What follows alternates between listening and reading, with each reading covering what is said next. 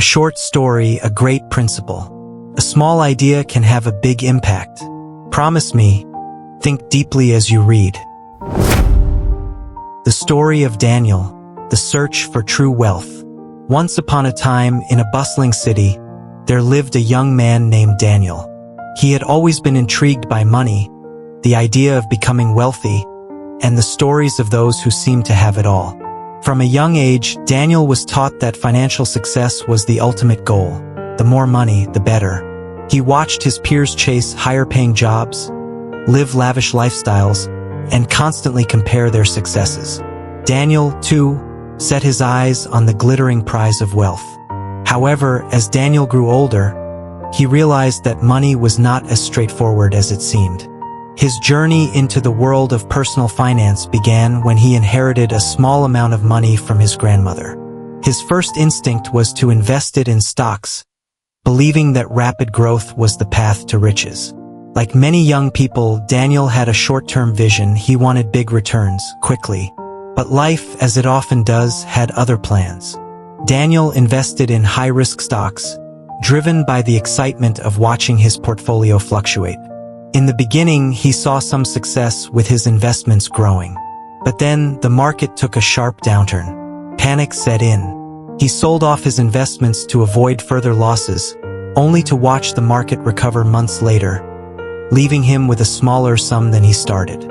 He was frustrated, not just with his financial losses, but with himself for not understanding why he had acted so hastily. A friend, Maria, noticed his discontent and shared a book with him, The Psychology of Money. Daniel, desperate to understand what went wrong, dove into its pages. What he learned changed the way he saw money, wealth, and even life itself. The book taught Daniel that wealth isn't just about earning a high income. It's about saving and managing your money wisely. Daniel realized that many people who appeared wealthy were not necessarily the richest. It was those who lived beneath their means and saved consistently who built real wealth. He learned that it's not how much you make, but how much you keep and how wisely you manage it that counts.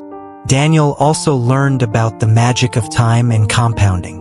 The book told stories of investors who, though not the smartest or the most talented, had achieved remarkable wealth by simply starting early and allowing their money to grow over time.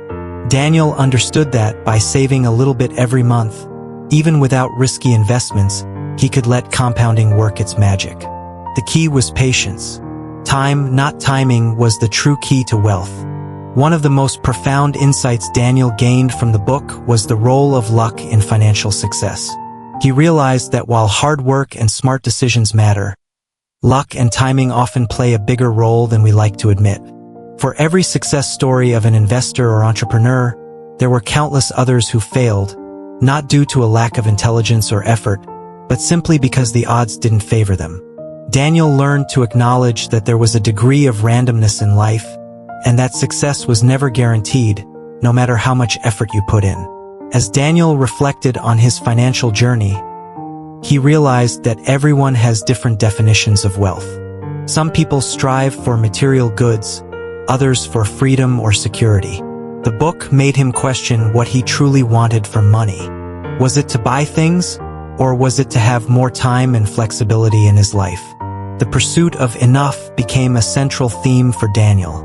He learned that happiness with money doesn't come from endless accumulation, but from understanding what enough truly is for you.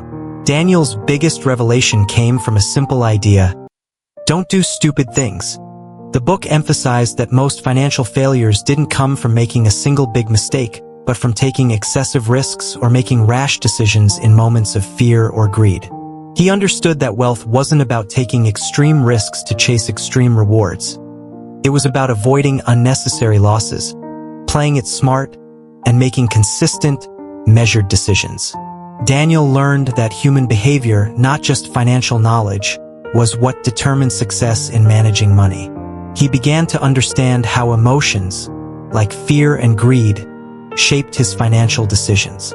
He had acted impulsively, driven by a desire for quick gains, and neglected the importance of emotional control in finance.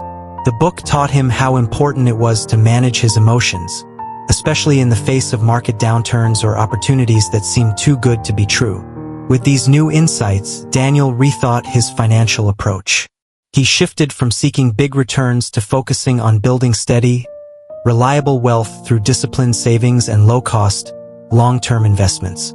He began to set clear financial goals based on his values, and slowly, the pursuit of money became a means to an end, the end being the freedom to live the life he truly wanted.